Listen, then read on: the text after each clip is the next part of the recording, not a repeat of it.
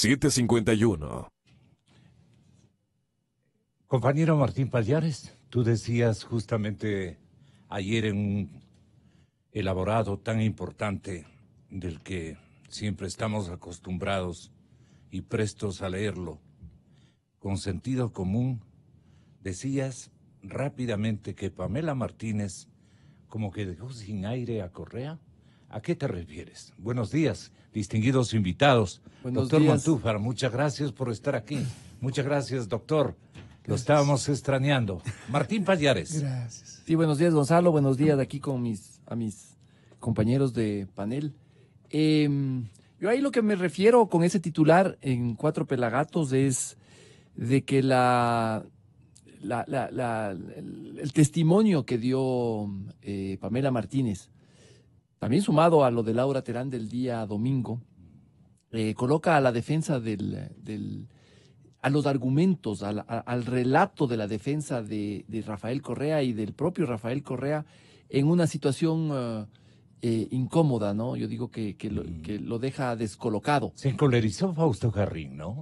Sí, eso también pongo yo en la crónica, el semblante de Fausto Jarrín, el tono con el que habla después, yo creo que fue bastante sintomático, ¿no?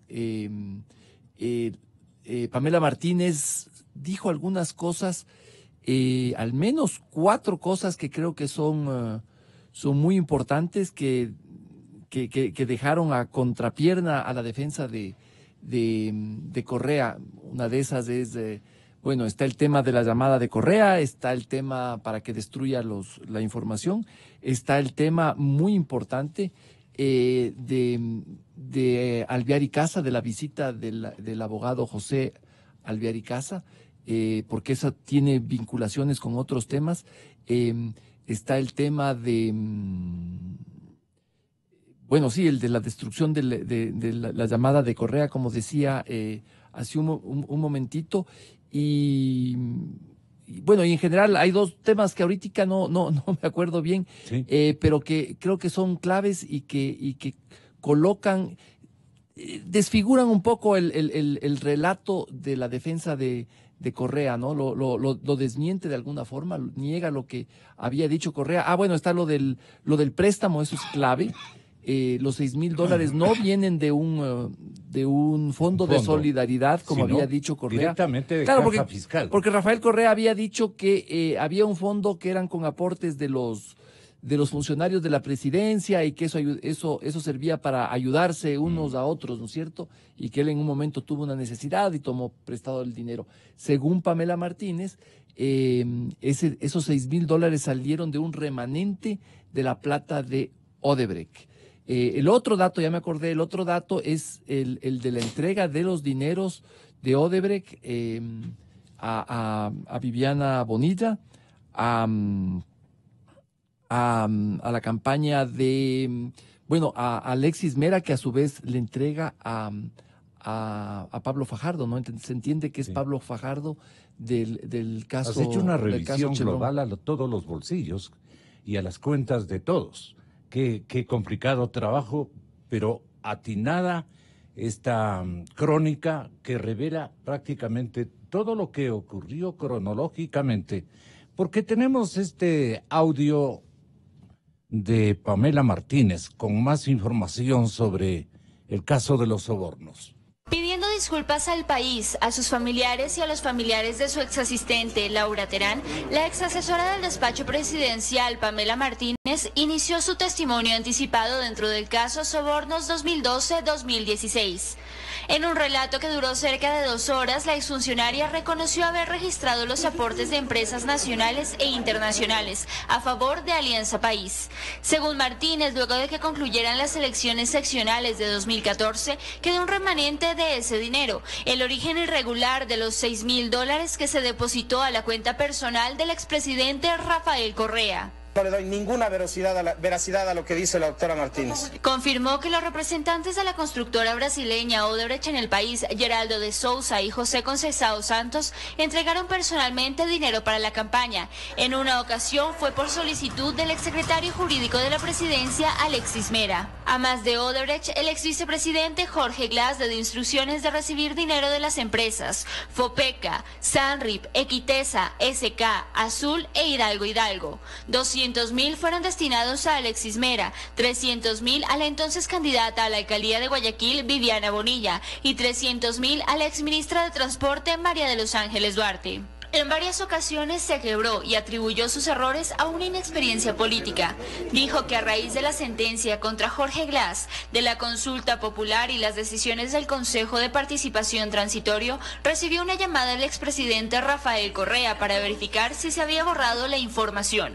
Martínez le aseguró que sí. No obstante, en 2018, por un impulso, realizó varias anotaciones respecto a las aportaciones en una libreta. Todo esto sin ningún tipo de orden cronológico. Respecto a la oficina anexa a la presidencia ubicada en el edificio Concord, aseguró la ocuparon luego de los hechos del 30 de septiembre de 2010 por la gran carga laboral que se sumó. Durante los 3 primeros años, el pago, según Martínez, estuvo a cargo de la Corporación Nacional de Electricidad, CENEL. En Quito, Daniela Valencia, 24 horas. Bueno, Fausto Jarrín, que normalmente, dice Martín, que normalmente habla con inmensa autosuficiencia y a veces hasta soberbia, dices tú, Martín, apareció ante los periodistas que cubren la corte visiblemente descolocado y con un discurso desilvanado y desconocido. Ahí dio unas declaraciones en las que, en lugar de negar los hechos y datos, lo dicho por Martínez trató de deslegitimar recurriendo a argumentos relativos como el de sostener que es imposible que alguien pueda recordar algo con precisión después de que han transcurrido enormes 7 años. Danos un poco de claridad a esto que has observado, Martín. Sí, a mí me llamó la atención de los videos que circularon ayer de la actitud del abogado de Rafael Correa, ¿no? Porque en su reacción él no demuestra que lo dicho por Pamela Martínez haya sido falso, en el caso de que lo haya sido según él, sino que reacciona habla de una forma muy desilvanada y descosida, digo yo. Y trata de rebatir y de deslegitimar lo que dijo con argumentos que hasta cierto punto son relativos, como el decir que es imposible que alguien recuerde con tanta precisión determinadas cosas. Entonces, en lugar de demostrar o de argumentar que lo dicho por Martínez fue falso, él lo que trata es de deslegitimarlo con argumentos como ese, ¿no? Entonces, me parece que fue evidente, fue sintomática esa reacción de que habían quedado mal parados. ¿Qué desacomoda en lo que pretendía, en línea de convencimientos, instalar el abogado de la señorita Pamela Martínez? ¿Qué pretendía? Y que dejó sin aire, como dice Martín, a Correa. Dejó sin aire al abogado de Correa también, pues obviamente. Y yo quería preguntarle al señor doctor Ramiro Román, ¿cómo experimentó usted ese desarrollo del conversatorio? ¿Cómo abrigó usted o iba evaluando usted y dijo, aquí se cayeron, por decirlo de alguna manera? Buenos días, Gonzalo. Buenos días, doctor Ramiro. Para mí es un gusto inmenso estar aquí. A mis contertulios realmente un saludo inmenso. Siempre Pablo Martín Payáez, César Montúfar y a toda la ciudadanía que nos escucha. Mire, Gonzalo, se trabajó ayer la accesoriedad penal. ¿Por qué? porque justamente la señora Pamela Martínez lo que dice, bueno, yo colaboré. Claro, cuando colaboró, hay que entenderle si tiene una participación dentro del caso, se quiere colocar como que fuera una cómplice del tema, pero en el fondo para mí hay acto de función en todo caso. Entonces, ¿cuál ha sido realmente el punto de partida? Primero entrega nombres que estaban claros desde un inicio, pero que una persona que participe en el acto les va y les dice, sí, el señor fulano de tal, Rafael Correa me pidió que yo desaparezca todo lo que tenía. Y claro, le dice que es en el 2018, por ejemplo. Y en esa posición significa de que tiene que desaparecer todas las evidencias, todos los medios probatorios o las pruebas. Claro. Y hay que tomar en cuenta ¿Pero lo qué que quiso dislocar o qué quiso reacomodar, digamos, digamos, en la dirección que estableció de comienzo? Lo que pasa es de que es en el 2013, se expone la información. Ya. Aparece una Los llamada del hechos. 2018, por supuesto, los hechos. Aparece una llamada en el 2018, es decir, a nosotros nos dan 5 años. No nos habla de muchas cosas en 5 años, pero sí nos dice que en el 2018 hubo una llamada directa del expresidente Rafael Correa para que se desaparezca la información. ¿Cuál es el punto concreto? Que también dice que ella toma contacto con la señora Terán, pero da nombres. Aparece el señor Mera, el representante del señor Mera, habla del doctor Fajardo y comienza a dar muchos nombres. Y sí llama la atención. ¿Y qué porque estropean eso? lo que pasa es que aparecen muchas personas Ya. y dan nombres de personas que no están en el caso, que no se les ha vinculado. Que eso es muy importante, que debe tomar en cuenta la jueza y la fiscalía, porque la fiscalía es la que tiene que hacer esas vinculaciones, porque hay una información concreta. Es una metodología de confusión para Gonzalo, unos y otros, sí, ¿no? hay una cosa además. Siempre hablan de la materialidad, siempre hablan de que tiene que haber el dato concreto, el medio probatorio concreto. Ahora después no nos vengan a decir, no, es que el pendrive ya no aparece, que ya no hay la información de eso, etcétera. Yo quiero dejar claro algo que es muy necesario. Justamente la señora Martínez el día de ayer lo hizo con la jueza. El testimonio anticipado es ante un juez en forma concreta. Tengo entendido que se lo hizo con un efecto de juramento. Estaba colaborando además en investigación del caso y dentro de la entrega de datos, claro, después van a decir, ¿y el pendrive? Busquemos el pendrive y veamos si es cierto que Se había el ahogó en pendrive. el vaso de agua. ¿Qué pasó? ¿Dónde está el vaso de Claro. agua? Etcétera. Porque así se ha hecho las defensas en el Ecuador. Yo creo que siempre tenemos que manejar bien Alegatos esto de efecto viorachos. proceso. Por supuesto, vea, yo quiero dejar claro, la impunidad se la sigue todo el tiempo. Si Ya. usted, por obvias razones, no encuentra un pendrive, no encuentra un vaso de agua donde se hizo el ahogamiento de ese pendrive, etcétera, van a comenzar a dar al efecto de defensa para que comience a decir, no, es que eso es mentira. Ya. Entonces queda un rastro. testimonio Ya. de doña Martínez diciendo algo concreto, posiciones concretas, pero yo sí creo que hay que trabajar esto de indicio. ¿Qué le dañaron a evidencia Fausto Jarrín? y presunción.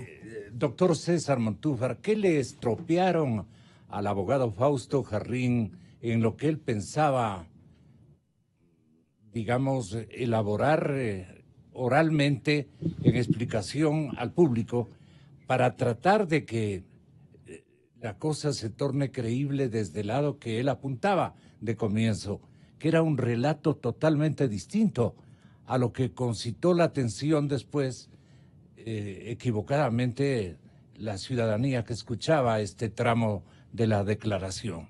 Bueno, muchas gracias, Gonzalo. Un saludo a Ramiro y a Martín. Un gusto poder conversar con ellos también y a todos los oyentes de Democracia. El relato de la defensa es el mismo relato de la defensa de Jorge Glass. En eso coinciden completamente el abogado de Rafael Correa y el de Jorge Glass en el juicio por asociación ilícita. Y ese relato es decir, no hay pruebas, no hay pruebas, no hay pruebas, no hay pruebas, no hay pruebas. Cuando en realidad los indicios y los elementos de convicción están ahí.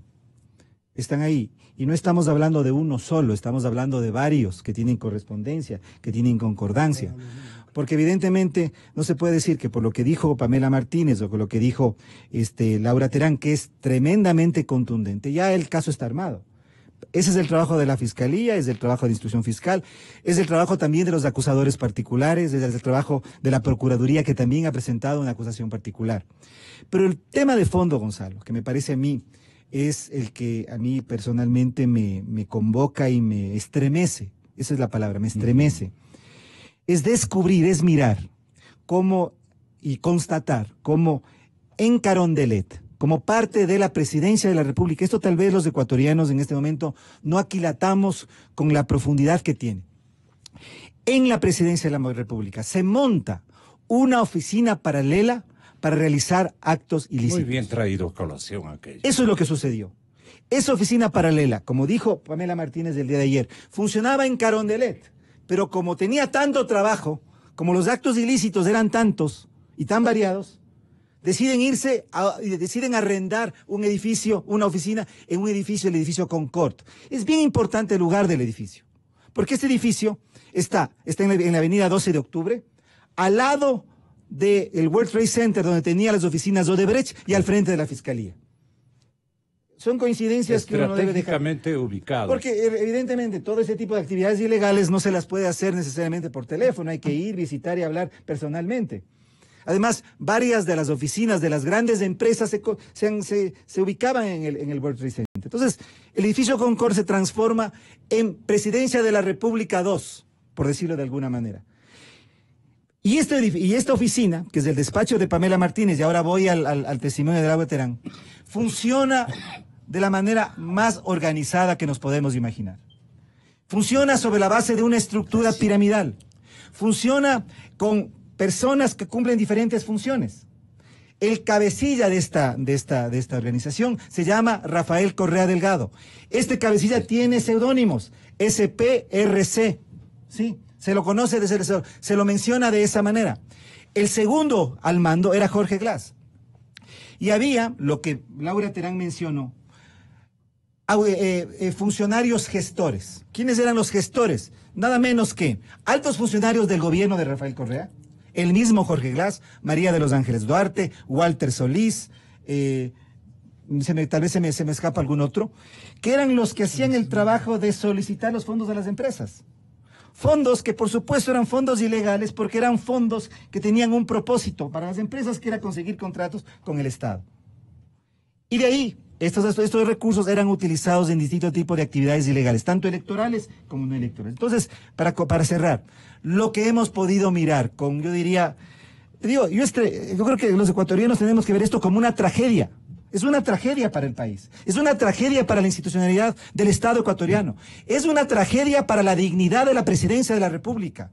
El que se haya montado una estructura criminal dentro de la presidencia para realizar actividades ilícitas, en un esquema, que eso yo lo he venido sosteniendo desde hace algún tiempo, de delincuencia organizada. Aquí lo que tenemos es que la cúpula del Estado ecuatoriano, los actores principales, presidente, vicepresidente y principales ministros de Estado, funcionaban como una organización delincuencial, en que el proyecto político y el proyecto delincuencial estaba totalmente fusionado.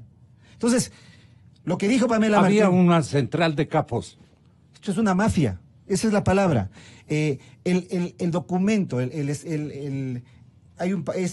papel que dibujó Laura Terán, es un documento histórico, yo diría, terrible para el país. Ese es un documento histórico, donde está dibujada la manera, la estructura, el secretismo, la reserva en que funcionó esta organización delincuencial. Y eso me parece a mí que es, por supuesto, lo que le debe descomponer, no al abogado de Correa que recibe plata para hacer su defensa, ese es su trabajo. Yo no estoy cuestionando el trabajo que puede tener un abogado, pero eso es lo que a los ecuatorianos nos debe indignar, porque aquí no es solamente la plata que está en el fondo, en medio, es la traición al cargo que tuvieron y que el pueblo ecuatoriano les otorgó. Si un juez le dijera a usted, doctor, ¿y qué supone usted hacían o construían en el Concord los jefes, digamos, de estas mafias o de esta organización delincuencial que a la vez tenían una doble personalidad? Representaban institucionalmente a la República del Ecuador. Mire, Gonzalo, he dado mi punto de vista hace algún tiempo. Cuando vinieron, estuve invitado en este mismo medio con algunas personas que después se ve que están en defensas ahora. Yo quiero dejar claro algo que dije. Yo dije que había organización delictiva. Y la organización delictiva tiene actos organizados, determinados. ¿Qué hicieron? Actos determinados para cometer los delitos, pues. Y al cometer los delitos, lo que hicieron, por obvias razones, es reunirse. Había una estructura concreta. La estructura tenía cabeza, porque en las organizaciones, porque claro, no solamente vamos a hablar de asociación, la asociación es indeterminada, por favor. Pero sí quiero dejar claro que en la organización tenemos, aparte de la determinación, la jerarquización. Y aquí la señora Martínez dice, mi jefe. Pero no habla de jefe del presidente, no más. Habla de jefe que le ordena que envíe dineros que eran de procedencia ilícita e ilegal. Quiero dejar claro esto. Es decir, se da órdenes sobre actos ilícitos e ilegales. Por eso estamos en diferentes delitos, cohechos o lo que quiera tratar la Fiscalía, porque en eso yo quiero realmente que la Fiscalía plantee sus puntos de vista claros y mantenga una posición clara en lo que está haciendo. ¿Por qué? Perdone, ¿qué está recogiendo? ¿Qué está reservándose para un análisis? Tiene que informar a la ciudadanía, la Fiscalía. Eso es lo que dice usted. Mire, Gonzalo, lo que pasa es de que tenemos que organizar, y eso repetiré siempre, el artículo 20 y el artículo 21 del COIP es clarísimo, cuando habla justamente de que se da materialidad en la ejecución de los actos o ideológicamente se lo hacen los actos. Son dos cosas con las cuales se tiene que avanzar también en la persecución de los delitos que tenemos. Porque si la Fiscalía comienza con un delito mínimo o común, que nos viene a nosotros a establecer de que hay, por ejemplo, un cohecho, quiero dejar claro de que en ese delito, primero, tenemos no prescripción de la acción, que eso nos permite ampliar el acto. Pero si tenemos una posición de que estamos hablando también de gente de Odebrecht, y no solamente de Odebrecht, ahora vemos que hay un doctor Fajardo que estaba en ciertas defensas en la Amazonía. Es gravísimo. ¿Cómo es posible que con actos, cuando se hace defensas, sí, y Gonzalo... ¿Por qué trae a colación a Fajardo? ¿Por qué? Porque yo sí creo que cuando el dinero mal habido y de delitos está utilizado incluso para pagar honorarios de abogados, el abogado ejerce su profesión, pero el dinero que se paga tiene que ser de procedencia lícita y legal, pues. Entonces, yo creo que en actos de corrupción, no solamente hablo de este caso, en actos de corrupción, si vemos que hay delitos, que hay una manera de tener dinero, eso tiene que ser distribuido. Y al ser distribuido, también están dentro de eso el pago de honorarios. Entonces, a mí me parece que la investigación tiene que darse más amplia. La UAFE tiene que intervenir en esa parte. Y yo sí creo que debe hacerlo. Martín Pallares, Sí, lo que me... Ustedes van a hacer un relato como que estuvieran en un diálogo a plenitud, si son tan amables, porque yo puedo interrumpir la coherencia incluso de lo que ustedes quieran exponer a través de preguntas mal elaboradas o buscando algún norte, equivocarme en el desarrollo de lo que ustedes quieren hacernos entender. Así es que, Martín, ten la bondad.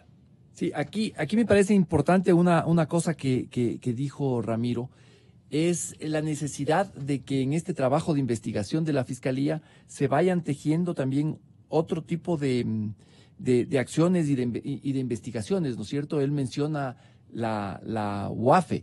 Sería interesante también, por ejemplo, que sobre esto se busque el testimonio del propio Conceizao Santos, a ver, que confirme hasta dónde va, que confirme, como para ir tejiendo los hechos a través de testimonios, ¿no? Porque si no volvemos a caer en esta trampa de la que hablaban aquí mis contertulios de ahora, en la trampa del no hay pruebas, que es una trampa, es una trampa bastante perversa, si se quiere, ¿no es cierto? El no hay pruebas, que ha sido el argumento de... Entonces, creo que en este proceso, y ojalá así sea y tenga las capacidades la Fiscalía de poder llegar a todos los campos, los sectores donde estos testimonios han señalado, ¿no es cierto? Me parece que eso sería absolutamente... Doctor Montúfar, el doctor Jarrín ya no tiene opción de este momento mencionar de que ya no hay pruebas, de que todavía no hay comprobaciones, porque todo está más bien tremendamente claro. Y la coalición de todos los escenarios donde se discutían, se arreglaban estos trámites, ya la focalización en un solo sitio de una urbe, ya deja que decir, pues, ¿no? Era una organización adiestrada para construir testimonios coherentes, puestos de acuerdo o acuerdos entre todos los que participaban en este delicado asunto. ¿Usted qué opinión, qué consecuencia puede relatarnos este momento para darle sentido a lo que estamos haciendo? A ver, como decía hace un momento, esta es la retórica, es el relato de ellos, y esto va a seguir hasta el final. Yo creo que no hay que preocuparse tanto ya de eso, porque igualmente Jorge Glass todavía sigue diciendo que no tiene pruebas, que no hay pruebas. Entonces, eso es parte del discurso político de los abogados y de los procesados. Pero remitámonos a los indicios, a los elementos de convicción que han ido surgiendo, y me voy a referir específicamente a Rafael Correa. ¿Qué nos hace pensar, no es cierto? ¿Qué es lo que le puede hacer pensar al juez hasta este momento, que Rafael Correa es el cabecilla de esta organización delincuencial? Tenemos el testimonio de Laura Terán, el cuadro que ha sido publicado por los medios de comunicación, este documento que es para mí estremecedor. Ahí se menciona a Rafael Correa como el centro, como el capo, el cabecilla de esta organización delincuencial, en primer lugar. En segundo lugar, esto es algo que se desarrolló dentro de la Presidencia de la República, es decir, esto es una oficina de la Presidencia de la República.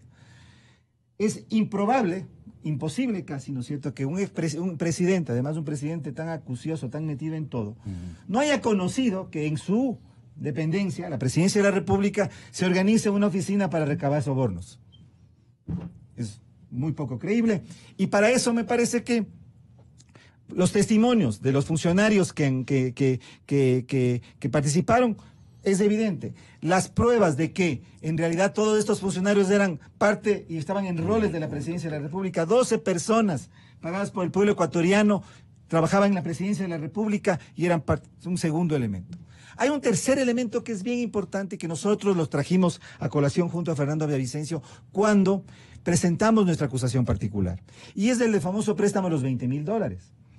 Este préstamo no es importante por el monto, es importante porque el tesorero de Alianza País, Rolando Carrera, solicita a Pamela Martínez, ¿no es cierto? Y Rafael Correa autoriza este préstamo, un préstamo para un viaje el 21 de enero del 2014 al Tena. Lo que buscaban, lo que financiaban con este viaje era gente que le acompañe, que le vive, que le aplauda, que le lance vivas. Imagino que la alimentación, el transporte, el hospedaje, ¿sí? Entonces, hay un préstamo solicitado por Rolando Carrera, autorizado por Rafael Correa, que dice préstamo de RC para préstamo para RC viaje al Tena. Hemos constatado que en esos días, pocos días después, la persona del presidente de la República estuvo en el Tena. Y después, el 5 de febrero, me parece, hay otro registro que dice devolución de préstamo viaje SP al Tena. Entonces, aquí hay 3 elementos importantes. RC, la autorización del presidente, la persona del presidente de la República en el Tena y la devolución a nombre de SP, señor presidente. Esto es bien importante, no por el monto, sino porque en el proceso, ¿no es cierto? Y aquí Ramiro está sintiendo como abogado. Yo no soy abogado, entonces para mí es difícil hablar de estos temas. Es como estar metido en una piscina olímpica. Esto es un elemento más, un elemento de convicción que demuestra que estos recursos ilegales, estos recursos fueron utilizados en el marco de lo que estamos en este momento conversando. Y por último, miren, hay elementos adicionales que dijeron en el juicio. Por ejemplo, que se dijeron ayer en el testimonio anticipado. 2 puntos muy importantes con relación a Rafael Correa. Esta llamada de Rafael Correa a Pamela Martínez para que destruya toda la evidencia. Esto es algo muy importante, es muy importante. Y en segundo lugar, algo que también es estremecedor. Rafael Correa conversa en el despacho presidencial, con Pamela Martínez. Y al oído. Le dice, háblame al oído. Es decir, háblame bajo. Es decir, háblame para que nadie nos oiga. Le hace sentar en un sillón de cuero que estaba ubicado en un sector específico de la oficina presidencial. Y allí ella le habla sobre el tema de las coimas. Y él dice, hay una confusión y pasa de tema. Es decir, estaba en pleno conocimiento de los asuntos.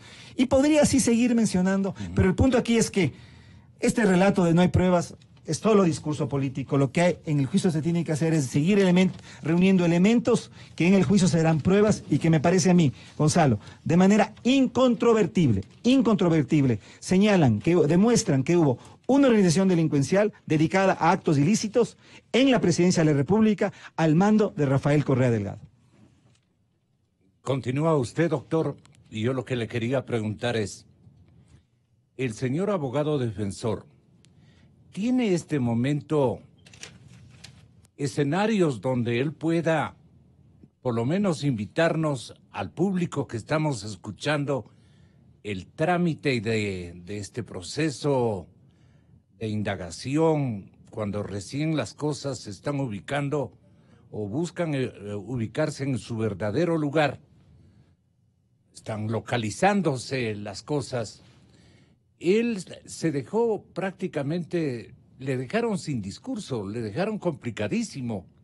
Y entonces, ahorita que estamos llamándole y que cierra toda comunicación, el doctor Jarrín, cuando queríamos nosotros decirle, doctor Jarrín, a ver cuál es, en cambio, lo que usted piensa que le favorece, que no hay pruebas, que no hay señales que puedan hacernos avisorar de los hierros que cometieron sus defendidos o cosa por el estilo. O que no tiene usted argumentos válidos, anotaciones contundentes como para desquiciar el relato que estamos improvisando desde los ángulos periodísticos o de los que hacemos comunicación. Esto me parece que es importante que usted nos diga. ¿En qué lugar se encuentra en este momento la defensa del señor presidente Correa? Mire, Gonzalo, este momento y todo el tiempo, hasta que sentencien, con sentencia condenatoria, las personas son inocentes. Eso dice el COIF. Eso dice el COIF. Por consiguiente, tenemos nosotros que se seguirán defendiendo como inocentes, hasta llegar a una sentencia con pruebas en juicio, ante un tribunal plural que diga, nosotros tenemos una sentencia y usted tiene tal categoría, es autor por esto, por las pruebas fulanas de tal, etcétera. Pero quiero ser y quiero ampliar una posición más allá. Mire, alguna vez estuvimos aquí con usted. Una posición suya. Sí, es una posición mía. Que cuando estuvimos aquí y justamente conversábamos con Fausto Terán, sentados aquí con usted, mi estimado Gonzalo, yo le dije, lo que quieren ustedes es impunidad. Eviten esa impunidad. Tienen que aceptar lo que hicieron.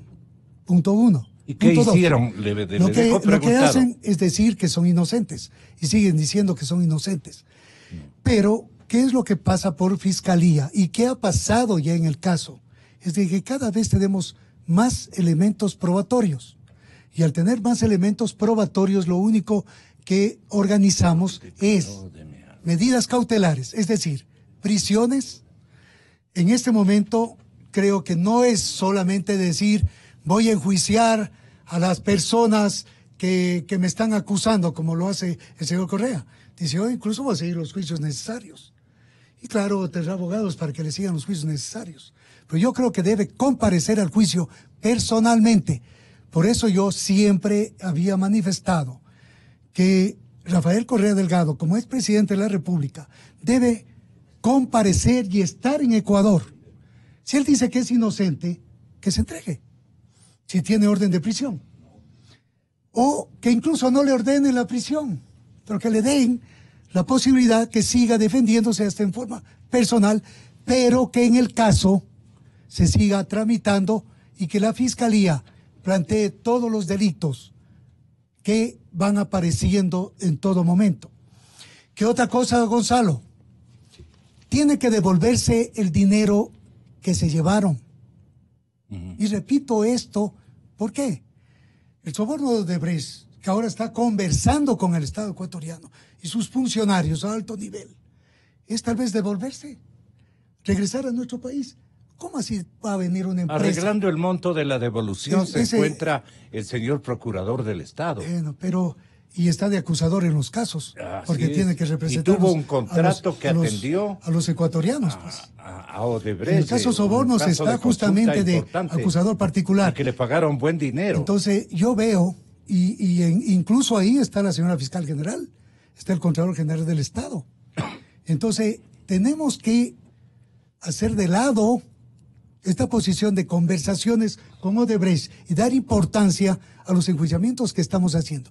Y aquí se convierte el derecho penal en lo más importante, porque tenemos que ir a derecho penal para explicarnos una cantidad de cosas ilícitas, ilegales, que fueron cometiendo funcionarios encabezados desde el más alto nivel de presidencia. Y básicamente lo que tiene que manejarse en la asesoriedad es ampliar a todas las personas, porque no solamente son 26, aparecen muchas más personas que incluso son auxiliares, que ya el señor Mera está diciendo a mis asesores que los lleven a rendir versión. Un escrito se presentó hace pocos días atrás en ese sentido. La señora Terán habla de 49 personas y de empresas en el caso Sobornos. Entonces estamos en la investigación de fiscalía muy cortos. Y si bien dicen que falta poco o mucho tiempo, por lo menos tenemos que los ecuatorianos inteligenciarnos públicamente qué es lo que pasa y quiénes son los que han intervenido en los diferentes casos. El derecho penal tiene que sellar con sentencias a los responsables y enviarlos a la cárcel, pero hacerlos devolver el dinero. Yo creo que una de las cosas más importantes de resolución de la señora doctora Camacho es no solamente ir a pedir a Interpol Internacional que captura no al señor Correa, porque veo que a veces se hace tan difícil, y las gestiones del Estado ecuatoriano y de la Cancillería nuestra y de la Corte Suprema o Corte Nacional de Justicia se han visto pequeñas frente a una cantidad de posiciones que tiene de intervención, y por eso yo trataba este tema de Interpol, porque Interpol tiene que cumplir artículos y el artículo 3 es clave. Tiene que hacerlo para que vengan estas personas al Ecuador y se enfrenten a la justicia ecuatoriana y estén con los ecuatorianos. ¿Y quién tiene que insistir en aquello? Lo que pasa es de que dentro del tema y de lo que va pasando en el caso, vamos a llegar en un momento determinado a una audiencia preparatoria de juicio o de llamamiento a juicio. Y tendrá que la señora fiscal plantear a quién acusa y a quién no acusa. ¿Y por qué acusa? Entonces, en ese momento vamos a ver nosotros qué es lo que pasa y el número de personas que están apareciendo. Porque ya llegan a más de la mitad de 100, pues. Por favor, el día de ayer pasamos de las 49 personas que decía la señora Terán el día domingo. Y esto, no digo que sea grave, para el Ecuador es muy importante, porque estas personas tienen que aparecer en el juicio y que vengan a rendir versión y plantear lo que tenemos nosotros que hacer, justicia, porque hay que hacer justicia. Pues. ¿Qué puede colegir Martín Paliares, querido compañero periodista, el público ecuatoriano, cuando los medios le decimos en una sola lectura un lead que dice Pamela Martínez dice que fue utilizada y pide perdón? Hay una especie de que como que ya la cosa para los medios está definida, porque Pamela Martínez admite que fue utilizada y además pide ya perdón. Nosotros estamos en hambruna de datos concretos. Esto es lo que no logra entender el público. ¿Este es un titular aparentemente engañoso o nosotros estamos instrumentando, digamos, o generando un elemento discordante con lo que quieren los abogados que están defendiendo a la Fiscalía y a la Corte de Justicia, o a las Cortes de Justicia? ¿Quién entregaría la información? Las preguntas. La fiscal Diana Salazar se abstuvo de preguntar. El abogado de Martínez le sugirió que no responda a los abogados. Miren ustedes este corte periodístico. La introducción de su testimonio la hizo la fiscal Diana Salazar. Explicó a la jueza que comparecía como procesada y protegida por el sistema de víctimas y testigos. Hubo disculpas por no darse cuenta de que estaba siendo utilizada para pedir y entregar dinero que debieron ser entregados a las personas directamente interesadas. Descargó la responsabilidad de Laura Terán, quien cumplió sus instrucciones: levantar un registro de ingresos y egresos para país, que es el petitorio de Correa. La razón: por la vorágine de la campaña y la informalidad con que se había manejado por parte de Ricardo Patiño, necesitaba llevar un registro. ¿Quién entregaría la información? Jorge Glass. Y con él se fue a reunir en su despacho. Ahí encontró a Vinicio Alvarado, María Duarte, Alexis Mera y otros que no mencionó.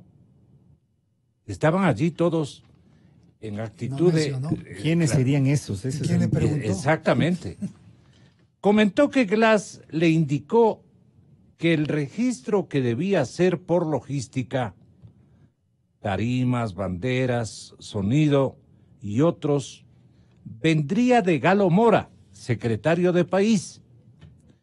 Lo relacionado con encuestas, spots, publicidad y jingles lo proporcionaría Alvarado.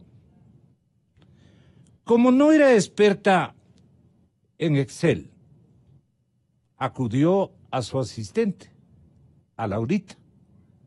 Quiero entender que eso lo quiso mencionar. Así empezaron a llegar facturas originales y copias. Terán ingresaba fecha, número, concepto, beneficiario y monto. Recordó que en 2013 Mera le pidió dinero. Vengo de despachar con Rafael y se requieren unos valores urgentes e importantes, le habría dicho. Geraldo Pereira de Sousa, el ex ejecutivo de Odebrecht, le entregó en un sobre lo requerido por Mera. Fueron $200,000, afirma. Mera ha negado en varias ocasiones la acusación. Y Martínez sigue. A Viviana Bonilla le entregaron $300,000 a través de Gustavo Bucarán y Cristian Viteri. A María Duarte le entregaron $300,000 a través de Yamil Massú. Los dineros provinieron de Odebrecht y de Equitesa, según ella, es una empresa. Cuando pensó que se trataba de coimas.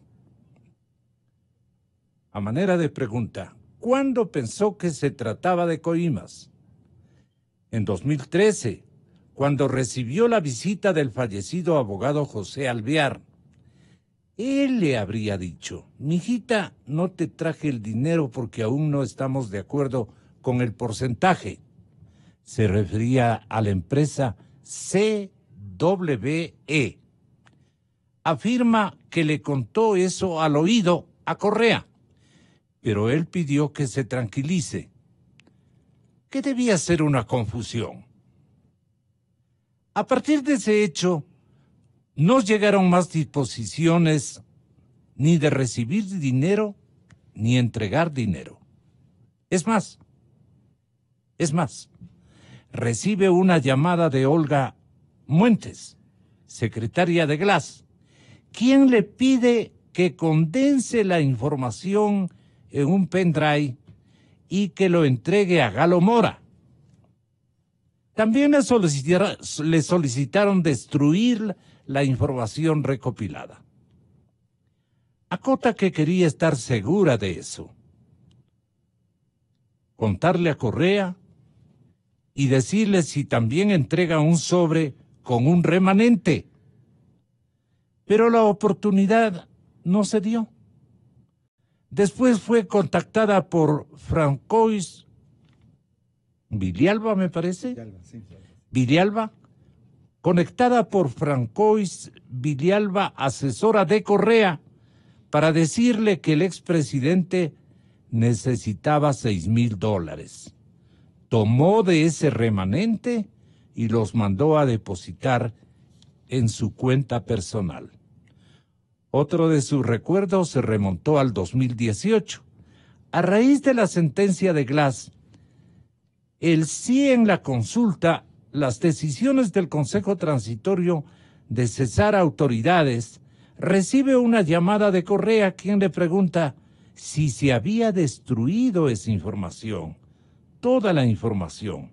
Ella le contestó que sí, pero recordó que el pendrive llamó a Terán, se recordó el pendrive y llamó a Terán, y le preguntó el expresidente: ¿y tú borraste? La respuesta fue afirmativa.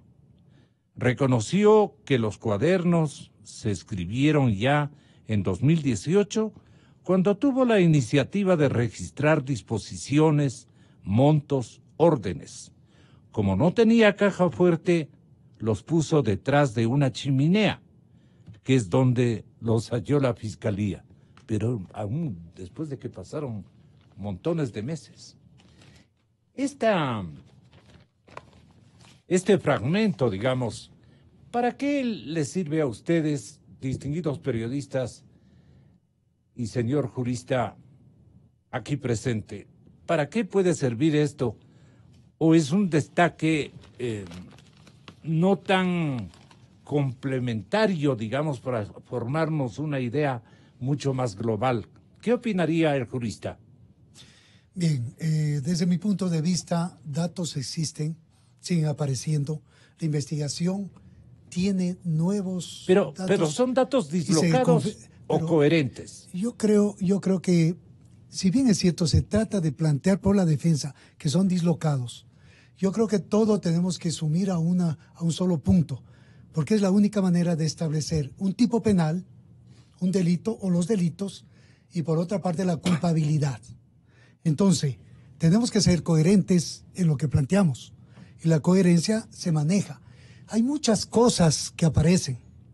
La Fiscalía, para presentar su acusación y decir que hay autores, partícipes, etcétera, tiene que necesariamente establecernos cuáles son los elementos concretos, elementos de convicción, hablemos así en este momento, si tenemos que plantearlo, los elementos de convicción que son importantes para presentar una acusación. Y eso es lo que justamente yo creo que la doctora Diana Salazar lo tiene claro y lo sigue teniendo claro. Hay muchas cosas que se van confirmando, hay muchas cosas que se han ido negando por los abogados o las mismas personas. El señor Mera también sigue diciendo, no, yo no soy, yo soy inocente, y cada vez sigue apareciendo una cantidad de datos que dicen lo contrario. Entonces, en esa parte, la Fiscalía tiene que, para presentar su acusación, sumar todo, hacer coherente las cosas y manifestar en su acusación lo que realmente tiene. ¿Qué es lo que yo quiero dejar claro en la culpabilidad? Aquí, por obvias razones, hay accesoriedad.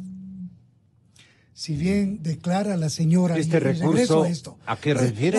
La accesoriedad es un principio. Tenemos 4 principios. Yeah. Exterioridad, convergencia, accesoriedad y comunicabilidad. Que eso va a la culpabilidad de las personas. Eso Dentro de eso tenemos que manejar el principio de accesoriedad. La accesoriedad tiene que haber autor, yeah, y eso comunicarse con otras personas, con otros autores, con cómplices. Por obvias razones en el Ecuador no tratamos mucho la determinación, pero hay también actos determinadores que surgen efectos para que se dé esa accesoriedad. Y hay 5 clases de accesoriedad. Yo no quiero hablar solamente de una accesoriedad con limitación. Entonces hay una cantidad de cosas que la Fiscalía tiene que dogmáticamente, primero. En segundo lugar, en una posición clara de lo que haga en el proceso, termine haciendo esa accesoriedad en la cual ponga la relación del señor Correa, del señor Glass y de la señora Martínez Terán, del señor Alexis Mera, sí, de la señora Duarte, que también dice que es inocente. sí. Entonces, hay una cantidad de datos que van saliendo. Al señor Bonilla, al señor, veo algunos que ya no hablan ahora. Ahora los abogados ya no hablan. Y claro, las mismas personas es una que están siendo consigna. acusadas ¿Para están qué? callados. ¿Para qué? Para evitar justamente ¿Para seguir evitar? aclarando las cosas. Evitar, porque, mire, cuando usted corta la comunicación es cuando usted no quiere oír, ni ver y callar. Ese ha sido un punto de vista. O sea, están toda en la apuros. vida. Mire, yo soy de un criterio, tienen derecho a defenderse y que sigan defendiéndose. Yo creo, sinceramente, y mi punto de vista ha sido siempre, en esta accesoriedad, lo que sí tiene que establecer es que la Fiscalía tiene que acusar suficientemente a cada persona, suficientemente con todos los elementos concordantes para que no tengan capacidad en el juicio de seguir diciendo que son inocentes. Yo creo que en el juicio lo que tiene que ir a la Fiscalía es a entregar las pruebas definidas. Estamos en este momento en testimonios anticipados. Esos son pruebas para el juicio. Por eso están ante un juez. ¿Y usted cree que se autoconvocaron todos los testigos para ponerse de acuerdo en elaborar un guión sólido de silenciamiento de determinadas partes o silenciamiento general, o más bien aprovechar de unos instantes en que la colectividad o que el auditorio, que el público está testificando una especie de desmoronamiento de los primeros argumentos o algo por el estilo? O por el contrario, ¿está ganando la verdad o está perdiendo vigor la verdad que estamos buscando? Mire, yo lo único que creo es que tenemos verdades. Hubo pagos. Señale, en la presidencia, señale, doctor Román. Fueron en la presidencia. ¿Cuáles son las verdades? Estuvieron justamente ahí el presidente Rafael Correa reuniéndose con sus subalternos, diciendo que se hable con el señor Glass. ¿Quién era Glass? El vicepresidente de la República. Estamos hablando de lugares exactos. el edificio es muy importante, el lugar de donde se realizó justamente los actos, ahí se tiene que hacer un reconocimiento dentro de la fiscalía para que se haga el reconocimiento del lugar donde se cometieron los hechos o los actos. La vecindad física sí tiene un valor importante procesalmente hablando. Eso tendrá que establecer. Me parece que César Montúfar fue muy claro el día de hoy, cerca de la fiscalía y muy cerca de las oficinas de Odebrecht, por ejemplo. Pero si nosotros vemos a Hidalgo, vemos a Fopeca, Concermín, Midisa. Esas son justamente empresas que se manejan con Equitesa, Semaica, Suárez Salas, Técnicas Generales de Construcción, etcétera, etcétera, etcétera. Entonces, allí tenemos que ver incluso una interrelación en el reconocimiento que haga Fiscalía. ¿Por qué no aparecen inquietudes, consideraciones, configuraciones o hipótesis de parte de la Contraloría General del Estado o digamos indagaciones y resultados de la Fiscalía General del Estado para no permitir que el libreto o guión se apodere, digamos, del gran público y le den ventaja durante un gran trecho a una verdad que no es verdad? Es un acto acomodaticio que seguramente le hicieron con todos sus miembros en horas de la madrugada, aprovechando tecnologías ahora muy sutiles para el efecto. Martín Pallares. Sí, Gonzalo, independientemente de eso, yo creo que aquí estamos hablando, me da la impresión de que en ciertos momentos nos olvidamos de quién es Pamela Martínez y quién es Pamela Terán. Sí. O sea, estamos hablando del testimonio de una persona, yo diría excepcional por el grado de confianza, de cercanía que tenía con el expresidente Correa. Este no es un testimonio de alguien cualquiera, digamos. Este es el testimonio de una persona que trabajó de una forma tan cercana, tan incondicional, de tal grado de confianza que fue premiada. Para ganarse la confianza de un Correa se necesita ser supremamente vivaracho. Ella hizo tan bien y tan responsablemente su trabajo que fue premiada luego como con el nombramiento de jueza, de magistrada de la Corte Constitucional, que no es poca cosa. Ella tampoco es que era una abogada con una trayectoria como para ser magistrada de la Corte Constitucional. Evidentemente, ahí jugó este trabajo, este acompañamiento a todo un proceso del expresidente Correa. Entonces, yo creo que no debemos perder tampoco de vista quién es Pamela Martínez y también quién es Laura Terán, ¿no? Son personas que tenían un rol absolutamente excepcional y creo que eso debe ser tomado en cuenta cuando pensemos en todo lo que está pasando. Doctor César Montúfar. Sí, yo quisiera abordar otro de los aspectos que generalmente se mencionan o se arguyen para un poco desviar la atención respecto a la responsabilidad del expresidente Correa como jefe y cabecilla de esta organización delincuencial. Y es la de que hubo todo este fondo, todo este aparataje para recibir sobornos por parte de empresas, pero que esto de ninguna manera representó un beneficio personal para el presidente, ¿sí? Que fueron máximo $6,000 que él después devolvió. Entonces, incluso hubo un tuit del expresidente Correa diciendo, pero todo esto dicen porque yo he tenido un préstamo de $6,000 que después he devuelto.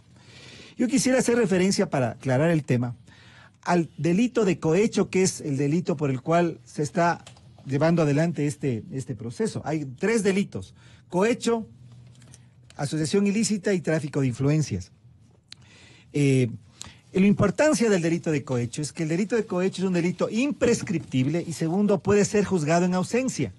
Entonces es muy importante porque si es que el expresidente no se presenta, sigue prófugo, igual va a ser juzgado, igual podría ser sentenciado. Y por lo tanto, la sentencia surte efecto igual que si él estuviera aquí presente. Pero quiero un poco detenerme y hacer referencia al artículo 280 del COIP para identificar qué es el delito de cohecho, porque hay esta confusión intencionada para un poco desviar la atención. Y solo quiero leer una parte de lo que dice el artículo 280 cuando describe el delito de cohecho. Y dice que estarán sujetos las personas, los servidores públicos y las personas, ¿no es cierto?, que en virtud de una potestad estatal, dice el artículo, en alguna de las instituciones del Estado, reciban o acepten por sí o por interpuesta persona, es decir, no es necesario que le entreguen directamente a él, por sí o por interpuesta para sí o por interpuesta persona, beneficio económico indebido o de otra clase para sí o un tercero. Esto es bien importante, sea para hacer, omitir, agilitar, retardar o condicionar cuestiones relativas a sus funciones. Bueno, el artículo dice algunas otras cosas, pero yo quiero destacar dos. Para que haya cohecho, no es que la persona, el autor, tiene que recibir directamente, puede ser por interpuesta persona, lo primero.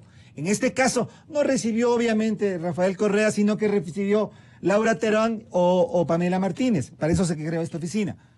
Lo recibieron vía facturas cruzadas o dinero en efectivo, en primer lugar. Y segundo, el beneficio no necesariamente tiene que ser para la persona, sino que puede ser para un tercero.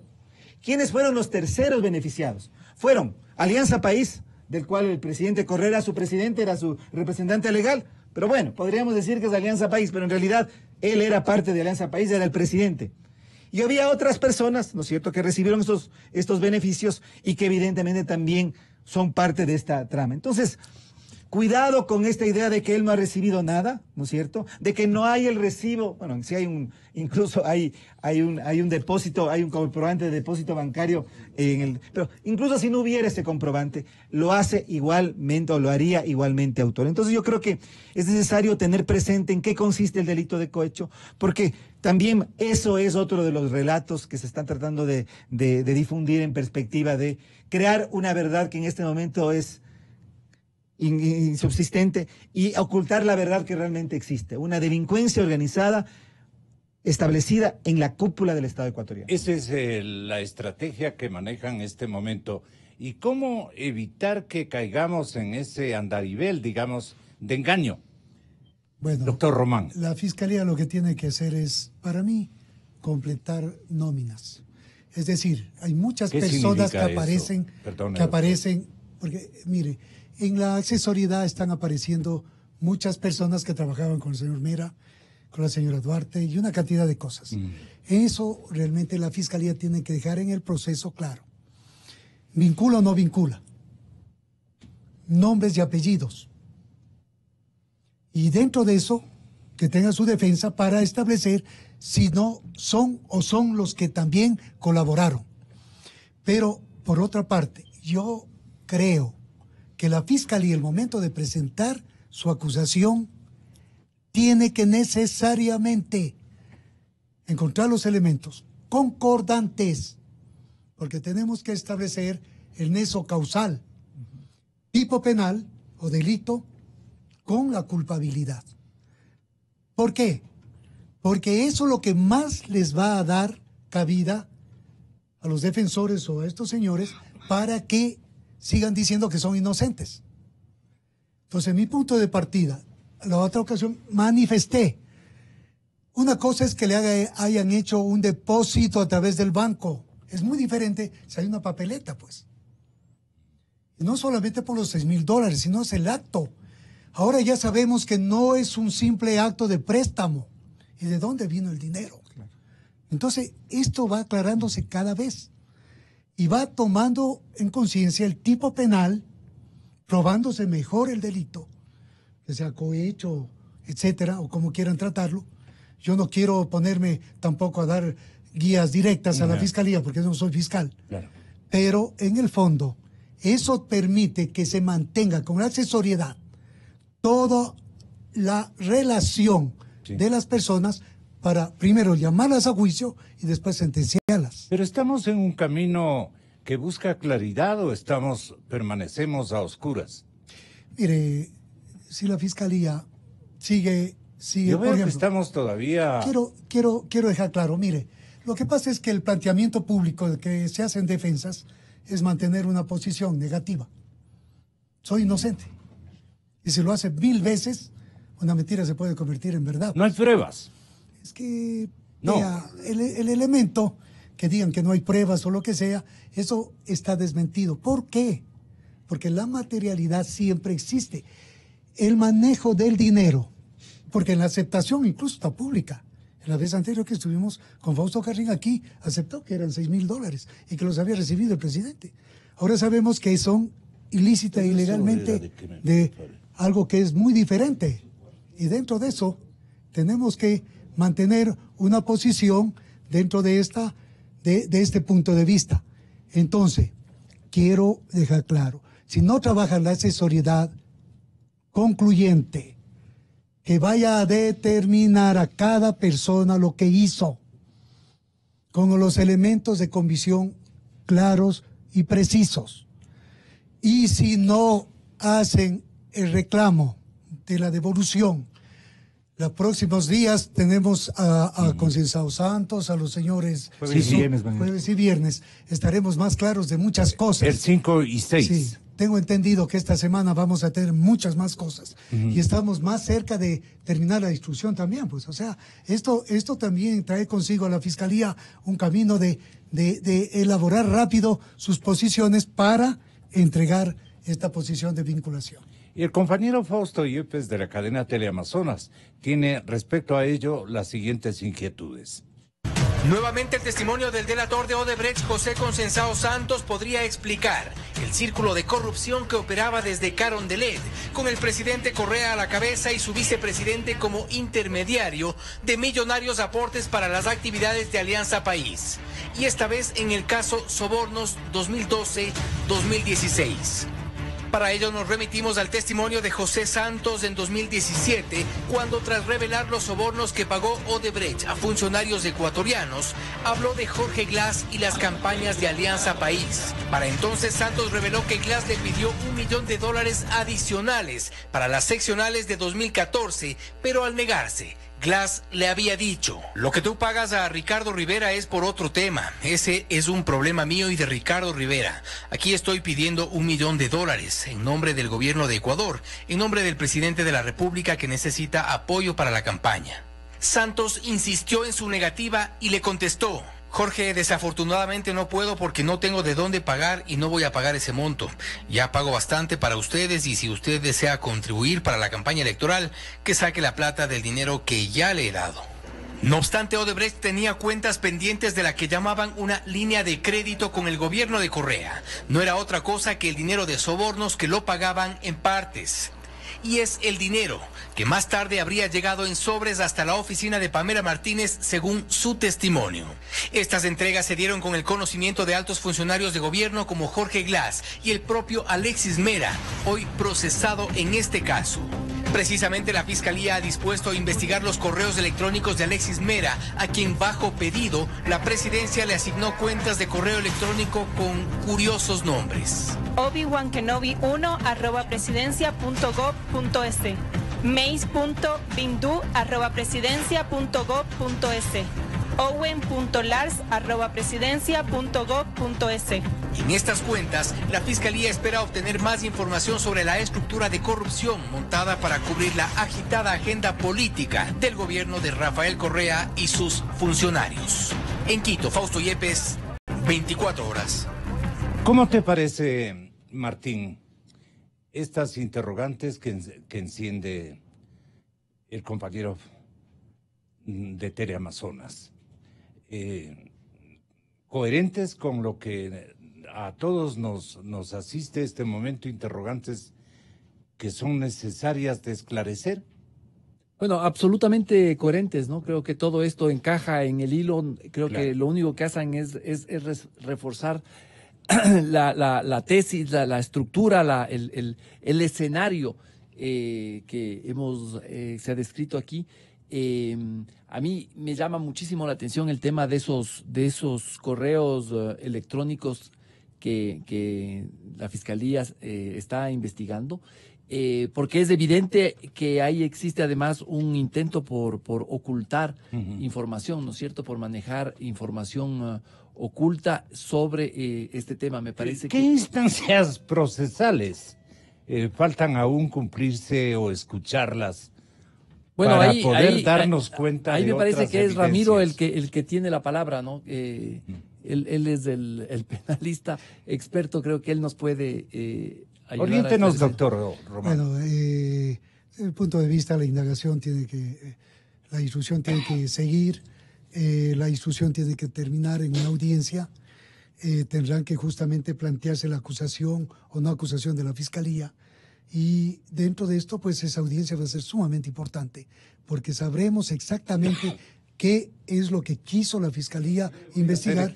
Yo le voy a hacer escuchar una declaración que tenemos buena parte del colectivo periodístico y que debemos recordarlo para esta etapa donde se quieren dormir los sueños de buscar la verdad y de esclarecer el tema. Son unas declaraciones, unos acertos de Pedro Delgado, recordarán ustedes, cuando decía: Rafael ordenaba manejar la plata de Alianza País en cuentas personales de varios de sus amigos y colaboradores. Esto para evitar el control previsto en la ley de partidos políticos. Pamela Martínez, en aquel momento asesora de Rafael, manejaba en sus cuentas personales y en cuentas con su firma dineros que correspondían a aportes, donaciones y diezmos que exigía Rafael que entreguen los funcionarios y ministros de su gobierno al partido. Por no poder demostrar el origen de fondos de sus cuentas, el Banco del Pacífico trató de cerrar las cuentas de Pamela. Hoy Pamela Martínez es miembro de la Corte Constitucional y se supone que debe impartir justicia en el Ecuador. ¿Creen que quien le maneja la chequera a Rafael puede ser independiente de sus decisiones? Ojalá el fiscal, el superintendente de bancos y la unidad de análisis financiero investiguen estas cuentas y las de otros colaboradores que eran testaferros de Alianza País. Ahí le mandamos de nuevo a mi paisana Diana Salazar esta grabación. Rafael ordenaba manejar la plata de Alianza País en cuentas personales de varios de sus amigos y colaboradores. Esto para evitar el control previsto en la ley de partidos políticos. Pamela Martínez, en aquel momento asesora de Rafael, manejaba en sus cuentas personales y en cuentas con su firma dineros que correspondían a aportes, donaciones y diezmos que exigía Rafael que entreguen los funcionarios y ministros de su gobierno al partido. Por no poder demostrar el origen de fondos de sus cuentas, el Banco del Pacífico trató de cerrar las cuentas de Pamela. Hoy Pamela Martínez es miembro de la Corte Constitucional y se supone que debe impartir justicia en el Ecuador. ¿Creen que quien le maneja la chequera a Rafael puede ser independiente de sus decisiones? Ojalá el fiscal, el superintendente de bancos y la unidad de análisis financiero investiguen estas cuentas y las de otros colaboradores que eran testaferros de Alianza País. ¿Para qué le sirve esto a las autoridades correspondientes? Primero tienen que terminar el caso y tienen que hacer las vinculaciones y tiene que haber una cantidad de personas. Y estos datos, mi estimado Gonzalo, que a veces no aparecen en el caso, por lo menos esto no se ha tratado. No se ha hablado de Pedro Delgado, no se ha hablado de lo que ha declarado Pedro Delgado, ni nada de eso. Para juzgar un caso tiene que aparecer en el caso. Tendrán que especificar exactamente la grabación, el tiempo y pedir una versión también a este señor Delgado para que nos diga qué es lo que él manifiesta ante las autoridades, especialmente a la Fiscalía. Yo le traigo a colación desde nuestro archivo porque van a decir: no hay evidencias, no hay pruebas, y ahí se cierran todas las indagaciones. Se callan doctor. Cosas o no se investigan cosas o se les van de las manos las investigaciones de las cosas. Yo siempre he manifestado, la Fiscalía es la que tiene la iniciativa y tiene que hacer. Si siguen escuchando que somos inocentes, 4, 5, 10 personas. Tiene que seguir buscando mecanismos para establecer justamente los medios. Si Pedro Delgado intervino en su momento hablando de esto, habrá rendir versión dentro del caso, pues. Terminado el problema. Martín, ¿qué dejaría este camino de dejar hacer, dejar pasar y no darle significación a determinadas cosas que quedan en pendiente de esclarecimiento? ¿Qué ganaría, digamos, los acusados? ¿Qué ganarían en el colectivo de acusados? Bueno, yo creo que si, como dice Ramiro, no se llama a ciertos actores, ciertos personajes. ¿Cómo cuáles, por ejemplo? Por ejemplo, a mí me encantaría escucharle a Pedro Delgado. Claro. Me parece que el testimonio ese que acabamos de escuchar, pero lógico, que nos olvidamos pues a por veces, eso les traemos a colación, pues. es absolutamente extraordinario. Yo aquí le decía a Ramiro, esto es increíble, ¿no? Porque esto se produjo, no sé si ustedes me ayudan en la fecha, pero esto es del 2016 y es una versión que empata de una forma, yo diría que escalofriantemente idéntica a lo que hemos venido escuchando en este proceso, ¿no? Entonces, yo no sé si cabe la recomendación, pero a mí me encantaría tener que la Fiscalía llame a Pedro por Delgado eso le hago por reiterada ocasión. Gonzalo, tiene que hacerse, no solamente de Pedro Delgado, aparecen personas, no se dan nombres, no se publican los nombres por obvias razones, pero yo sí creo que los datos que han ido dándose estos días, más los que van a seguir entregando, porque Conceição Santos va a venir a confirmar todo lo que ya dijo, reconfirmar todo lo que dijo, ya le aclarar lo que dijo poquito. o que quiere, o que plantea. Con este momento que los Odebrecht están dialogando con el Estado ecuatoriano, ¿cuál va a ser la posición que tengan los personajes de Odebrecht?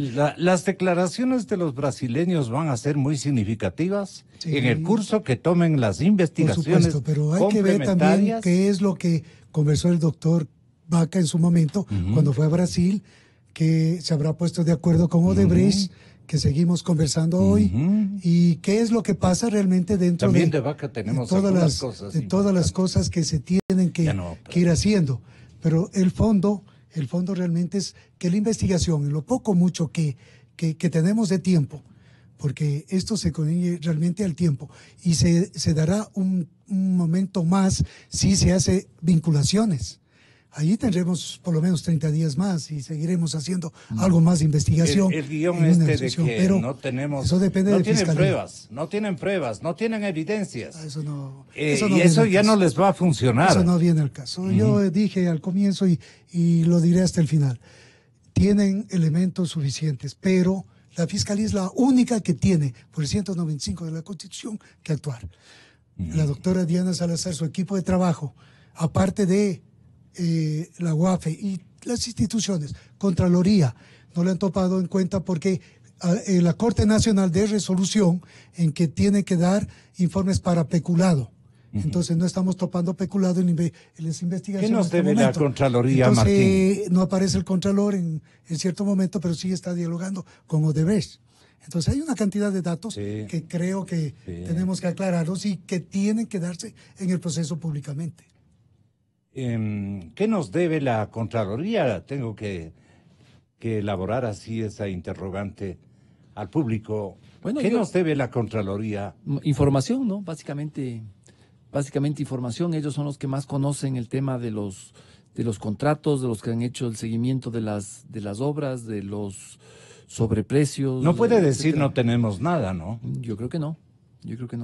Pero hay que ver también que estaba el señor Carlos Polit. Hay que ver que estaba... desde luego. Él manejó mucho tiempo la Contraloría y estamos hablando desde 2013. Pero él era más francote. Estamos hablando de 2016. Sí. Estaba él. ¿Han habido esfuerzos posteriores tratando de ocultar de alguna manera algunos testimonios o algunos pasajes? Hay varios casos que se han denunciado. No, de No me quiero ubicar en otros En casos de corrupción que se ha denunciado, el excontralor Carlos Poli aparecía. Ajá. Y después ¿Usted qué le preguntaría a la Contraloría? $10 millones. ¿Usted qué le preguntaría a la Contraloría General del Estado, doctor Román? Bueno, primero, la documentación. Si la documentación no es solicitada por Fiscalía, a Fiscalía hay que decirle, solicite toda la documentación, de qué casos quiere y que más que nada será del caso que investiga. Lo importante es eso, o sea, la Fiscalía se concentra o se centra en el caso que investiga.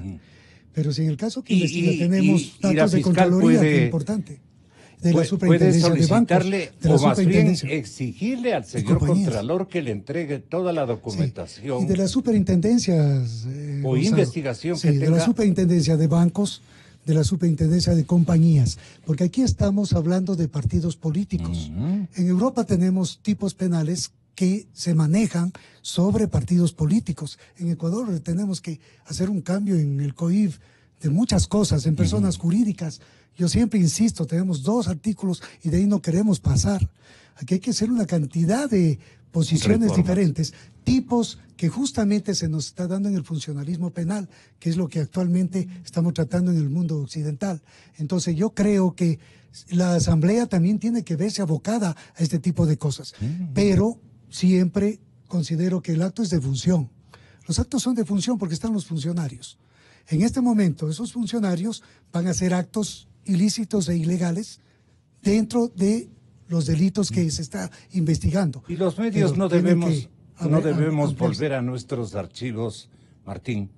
Ahí tenemos datos significativos, especialmente en impresos y en audiovisuales.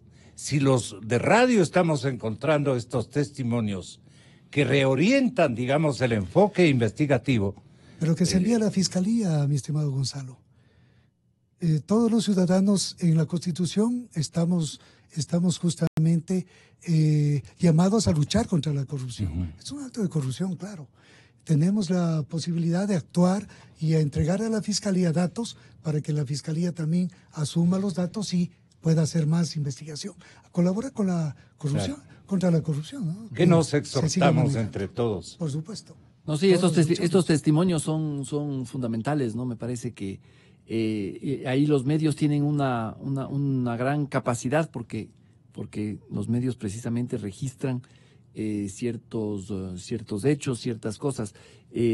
Yo no salgo del asombro de haber escuchado esta cosa de Pedro Delgado que muchas veces la dejamos de tener en cuenta, ¿no? Pero que nos da una claridad sobre lo que realmente estaba ocurriendo. Caballeros, hasta una próxima. Gracias, muchas gracias. Muy buenos días. Inicio de espacio promocional y publicitario. Oiga, señor locutor, usted que en la propaganda de Banco del Pacífico lo sabía todo, ¿qué nomás se podía hacer con banca celular? Ya te olvidé.